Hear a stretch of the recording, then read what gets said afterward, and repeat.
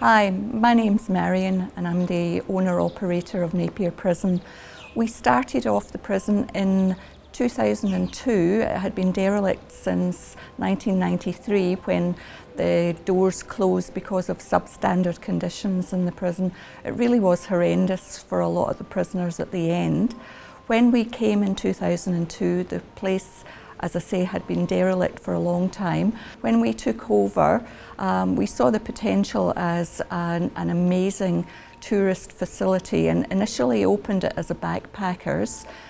And we had in the region of between 50 and 70 people staying overnight. It was also word of mouth that helped us to create the facility as it is today. People enjoy seeing the authenticity of the place. They also enjoy seeing and hearing about the ex-inmates.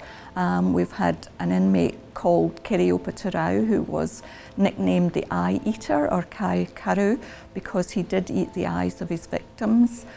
As of now, we've actually developed multiple other tours in and around the prison.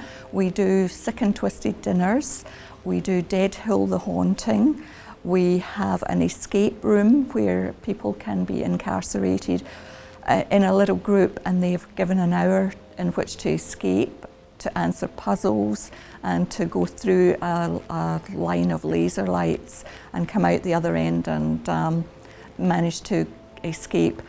The prison was officially started to be built in 1854 and for a price of £89, which was very little in those days.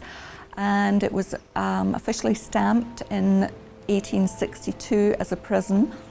Between 1862 and 1878, it was an army barracks, a lunatic asylum. It used to have male and female prisoners and youngsters as young as 8 years old. February 3rd, 1931, there was the most devastating earthquake in Napier, New Zealand.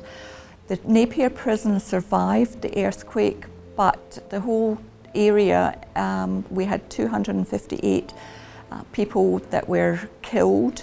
There was, in the prison itself, what happened, because the prison floor was made of dirt at that stage and all the walls were double thickness wood, which was filled with shingle, beach shingle, the whole edifice moved from side to side and some of the doors jammed and a lot of the inmates were given some time off their sentences if they volunteered to go into town to help with the repairs and to help with the excavation work to release some of the trapped bodies under the devastation. After the earthquake, it was Napier was rebuilt within a very short space of time and they chose to go for the Art Deco or Spanish Mission type buildings, which you'll see around central Napier. In the prison itself, there was over in the quarry, there was some people injured. There was a couple of people actually killed that were prisoners. There was one guy who had been released the day before the earthquake who had gone down to the Masonic Hotel in centre of Napier, which is one of the few buildings which survived. And he had got horrendously drunk and fallen asleep under the table. He awoke after the earthquake and had actually imagined that he had done the devastation to the pub. So there was a few funny stories amongst the horror and devastation of Napier.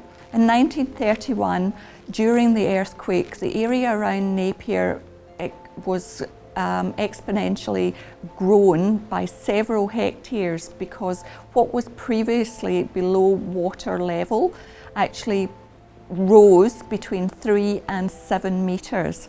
So you actually had people who were out fishing that day who ended up in the middle of a piece of land.